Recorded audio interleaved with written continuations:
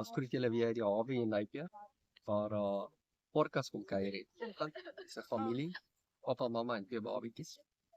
Maar ek wil net graag aansluit by laasweek se video, waar ons oor vriendskap gepraat het, oor die waarde van vriende.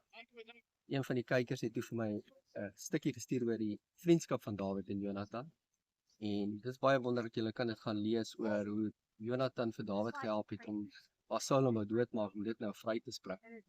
En dan lees ons ook in Samuel waar Dawid treur oor die dood van Saul en Jonathan. Dit is nogal snaaks, Saul wil hom heeltyd doodgemaak, maar hy treur nogal oor sy dood. En hy vra sy personeel ook, is daar iemand in die huis van Saul oor, aan wie hy goedheid kan bewys?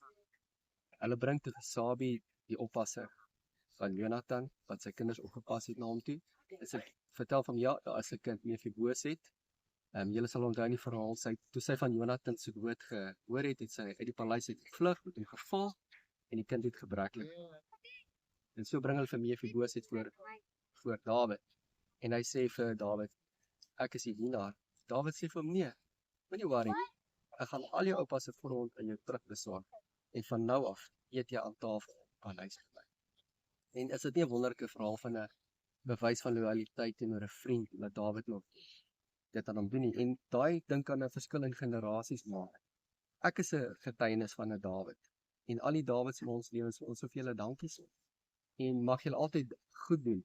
En jy sal nooit die waarde van dit kan sien nie. En ook partykeer sien mense nooit die vrugte wat opkom nie.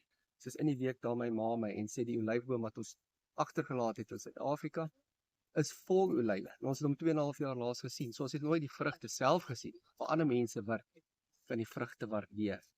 En as my ma my nooit gesê het, is ons nooit geweet het. So ek wil van al die dames op uitgesê, dankie vir dit wat julle in ons lewens gedoen het. Hou aan om goed te doen. En 'n geseënde dag.